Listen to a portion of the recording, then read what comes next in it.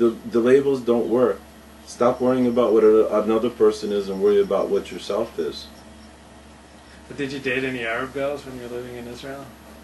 No, but I went out with the Liberian ambassador's daughter. Oh, interesting.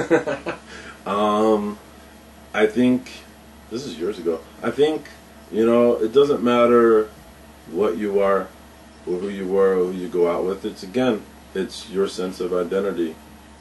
What's important to you. And the things you find in common with the person that of your choosing. Your boyfriend, your girlfriend, whatever you find appealing about them. And if you have some sense of Jewish identity that's important to you, then you're going to pass that and print that onto them as well. But if you sit there and put yourself in a box, you're going to be 50 years old and still not married. And say, woe is me, where's my basheret, where's the one for me? God's putting all these people around you. You're saying no to this one, no to that one, no to this one. Excuse me, but you go through the Bible, let's see here. Moses, he married a non-Jew. His wife was Zipporah. She come from the land of Cush.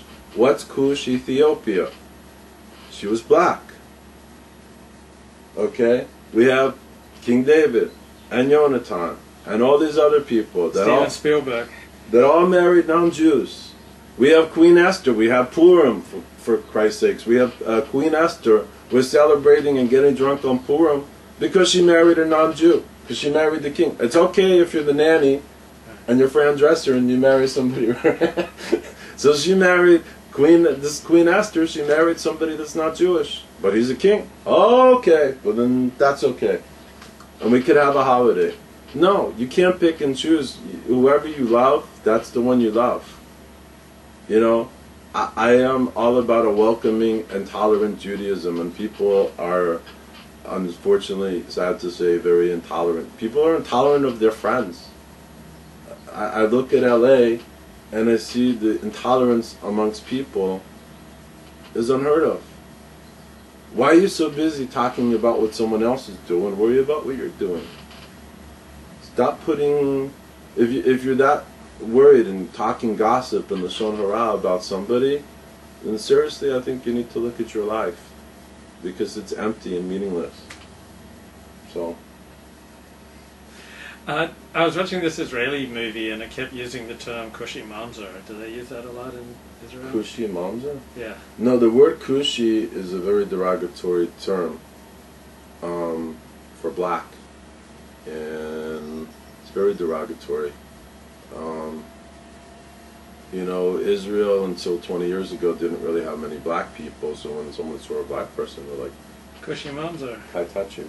Right. I have a black daughter in Israel, my daughter, and I adopted, and she's 9 years old, and she's black.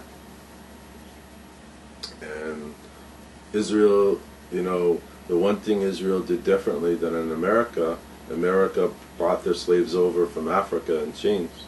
Israel bought their people, the black people from Ethiopia, over in El Al. Now, is there racism in Israeli society? Hell yeah. Ethiopians 15 years ago couldn't get blood because they have a high rate of HIV, or they're all contaminated, and they don't want their kids in schools and this and that. No, you bring people over, they're Israeli, they're part of you. The racism has got to stop. On my show in a couple of weeks, we're going to have some Ethiopians on my show to talk about what's going on. And, they're Israeli.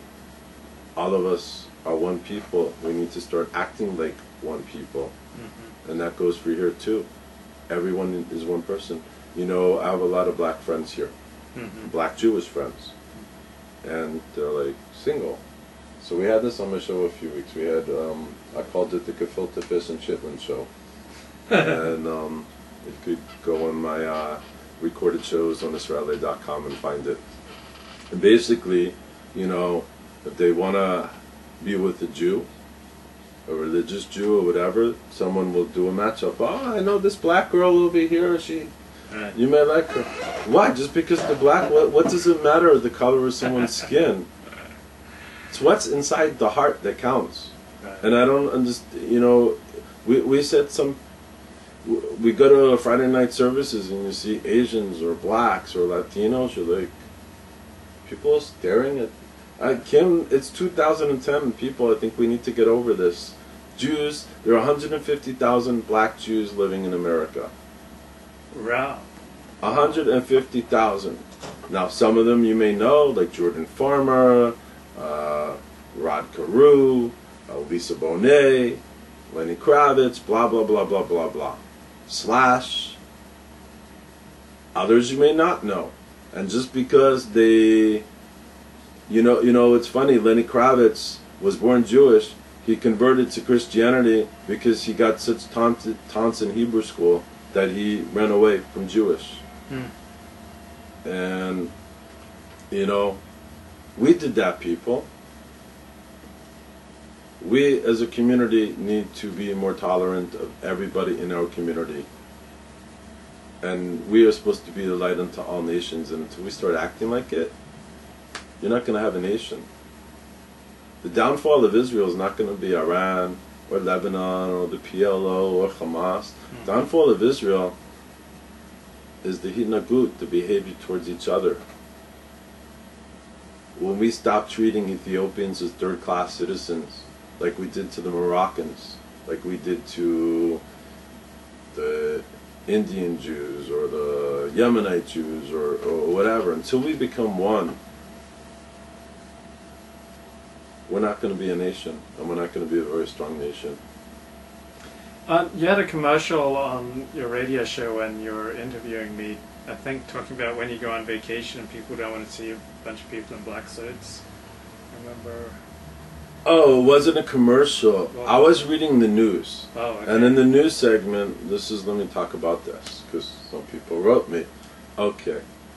I do a news segment in the beginning of my show. I don't do news like, okay, Netanyahu said this and that, and I find obscure stories. Yeah. I really search for obscure stories. So there was one story where these rabbis in Jerusalem, these ultra-Orthodox rabbis, put out that it's forbidden to go on vacation except for these 3 hotels. Oh, interesting. So the hotels were paying, basically I'm sure they were getting stooped from the hotels to say, Asur, the other hotels you can't, there's ladies in swimwear, there's people that are not observant, Asur, you can't look at them. Right. So I made a joke. Right. I said, by sitting by the pool, who wants to see a bunch of people in black coats anyway? Whoa, Right. couple people, Facebook lines lit up. That was a joke. Okay. You know, people need to be, you know what, you need to understand, you take a story, you know, people hear one thing and they hear what they want to hear. They don't hear the whole story. You gotta listen. Right. What did you hear about that story about the Arab convicted in Yerushalayim? We talked about that last Right. week, and we talked about that yesterday on my show, and I found it absolutely disgusting. Here's the story. This Arab, married Arab, who speaks fluent Hebrew and goes by the name of Dudu. He's a Palestinian, but he's been in Israel so long, he speaks fluent Hebrew flawlessly, and goes by the name of Dudu, I guess to fit in better. Saw a pretty lady on the street, she saw him, she picked him up. 10 minutes later they were in the stairwell. Having sex. Within 10 minutes. Within 10 minutes in a building in Jerusalem. Holy city. Holy Mother of God. So what happens? She wants more. He's like, that's enough for me. Thank you. He has her number. She starts looking for him. He accidentally calls her cell phone.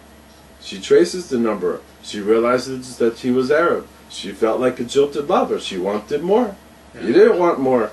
So she called the police and had him arrested for deception. They called it rape by deception. Why? Because he didn't say he was Arab. Like, that was going to make a difference. This horny lady just wanted to have sex. But God forbid it's with an Arab. I think the lady should be in jail, not the Arab. And now the Arab's family is ruined. He's got sentenced to 18 months in jail. It's a travesty. It's disgusting. You know, he didn't lie. Yeah, he just didn't say he's Jewish. Yeah.